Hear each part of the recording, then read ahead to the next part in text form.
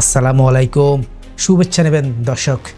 গভীর রাতে ঢাকার আকাশে গর্জন করে নামছে এক সামরিক বিমান। কেউ জানে না কাদের নিয়ে আসছে এই রহস্যগ্রা ফ্লাইটটি। কেউ বলছে ফিরছে একদল বাংলাদেশি, কিন্তু কিভাবে, কেন সামরিক উড়োজাহাজ, কেন এত গোপনীয়তা?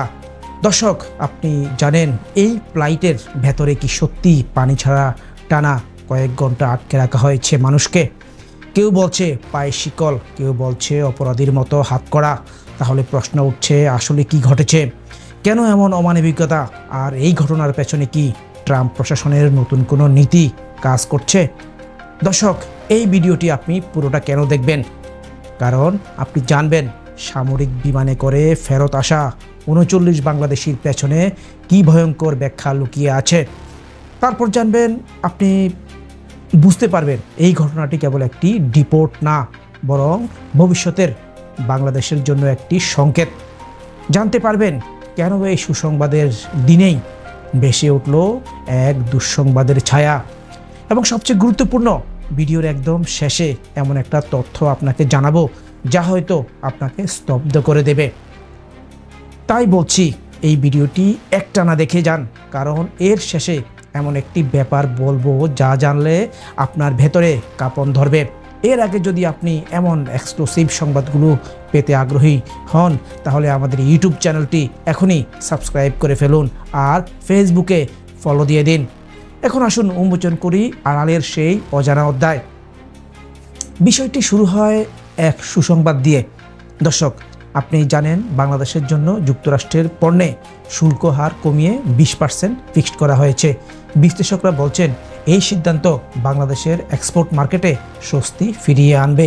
অর্থনীতির পালে লেগেছে বা লাগবে হালকা হাওয়া। প্রথমে উচ্ছ্বাস, সেলফি, অভিনন্দন সবই চলছিল, কিন্তু ঠিক সেই সময়েই হঠাৎ ঢাকায় ভেসে আসে এক প্রতিবেদন। যুক্তরাষ্ট্র থেকে 50 জন বাংলাদেশিকে ফেরত পাঠানো হচ্ছে একটি সামরিক বিমানে করে। অবিশ্বাস্য মনে হলেও সত্য। চলুন দেখি এরপর কি হলো। গোপন প্রস্তুতি আর সামরিক ফ্লাইট। হ্যাঁ, যুক্তরাষ্ট্রের ওয়াশিংটনে বাংলাদেশ মিশন থেকে ঢাকার স্বরাষ্ট্র ও পররাষ্ট্র মন্ত্রণালয়কে পাঠানো হয় একটি জরুরি বার্তা। তাতে বলা হয় আগামীকাল সকালেই বা সন্ধ্যায়, মানে গতকালকে, হজরত শাহজালাল আন্তর্জাতিক বিমানবন্দরে পৌঁছাবে একটি মার্কিন সামরিক বিমান। এই বিমানে থাকবেন যুক্তরাষ্ট্রে অবৈধভাবে অবস্থান করা একদল বাংলাদেশি।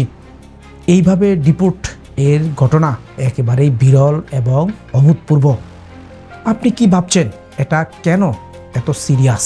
কারণ সাধারণত এয়ারলাইন্সে চুপচাপ ফিরিয়ে আনা হয় এসব মানুষকে, কিন্তু এবার সামরিক ফ্লাইট, পায়ে শেকল, সীমিত খাবার, এইসব তথ্যগুলো শুধু ভয়াবহ না, এটা আন্তর্জাতিক মানবাধিকার প্রশ্নে রীতিমতো আলোচনার বিষয় হয়ে উঠছে।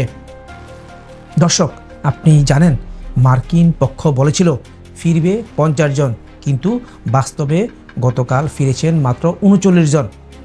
এর আগে 83 জনের তালিকা থাকলেও এসেছিল মাত্র 20 থেকে 22 জন। দর্শক, আপনি জানেন এই সংখ্যা সবসময় ধোঁয়াশার মধ্যে রাখা হয়েছে। বলা হয়েছে অনেকের পাসপোর্ট, জাতীয় পরিচয়পত্র নেই, কারো পরিচয়ই নিশ্চিত না। তাদের নাগরিকত্ব যাচাই করে একমুখী ট্রাভেল পারমিট দিয়ে দেওয়া হয়। যারা কিছুই প্রমাণ করতে পারেনি তারা থাকছে সেই ক্যাম্পেই মাসের পর মাস। আপনি জানেন ট্রাম্পের নীতির ফাঁদে পড়ে অনেক প্রবাসী বাংলাদেশিরা সর্বশান্ত হচ্ছেন। প্রেসিডেন্ট ট্রাম্প দায়িত্ব নেওয়ার পর থেকেই শুরু হয় অবৈধ অভিবাসীদের বিরুদ্ধে জিরো টলারেন্স অপারেশন। ভারতের ক্ষেত্রেও দেখা গেছে তাদের নাগরিকদের পিঠ বাঁধা, পায়ে শেকল দিয়ে সামরিক বিমানে দেশে ফেরত পাঠানো হয়। এবার কি বাংলাদেশিরাও সেই একই ভাগ্যপূরণ করছেন? তাহলে প্রতিবাদ উঠলেও বাস্তবতা বদলায় না। এইসব প্রবাসী মানুষ হয়তো নিজের জীবন বাজি রেখে গেছেন আমেরিকায়। আশায় ছিলেন হয়তো কোনোদিন প্রবাসে গ্রিন কার্ড বা শরণার্থীর মর্যাদা পাবেন, কিন্তু ট্রাম্প প্রশাসনের কঠোরতায় সে আশাগুলো এখন ধূলিসাৎ। এবার বলি সেই চমকপ্রদ তথ্য যা শুরুতে বলেছিলাম। দর্শক, আপনি কি জানেন এই 39 জনের মধ্যে কয়েকজন এমন রয়েছেন যাদেরকে যুক্তরাষ্ট্রে আইনি সহায়তা পাওয়ার আগেই ফেরত পাঠানো হয়েছে। তাদের আইনজীবী পর্যন্ত জানতে পারেননি কবে তাদের ডিপোর্ট হচ্ছে। এই ঘটনা শুধু অমানবিক না, বরং এক ধরনের আইনি লঙ্ঘনও বলা হচ্ছে, যার অর্থ দাঁড়ায় এটি কেবল একটি ফেরত পাঠানো নয়, এটি আন্তর্জাতিক মানবাধিকারের এক গোপন সংকট।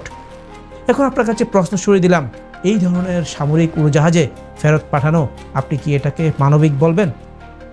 আপনার কি মনে হয়, বাংলাদেশ সরকার এ বিষয়ে যথেষ্ট প্রতিবাদ করছে, নাকি এটাও হয়ে উঠছে চুপচাপ মেনে নেওয়ার আরেকটি দৃষ্টান্ত? কমেন্টে জানান আপনি কি ভাবছেন। ভিডিওটি আপনার বন্ধুদের সঙ্গে শেয়ার করুন। আমাদের ইউটিউব চ্যানেলটি সাবস্ক্রাইব করতে ভুলবেন না। আজ এ পর্যন্তই।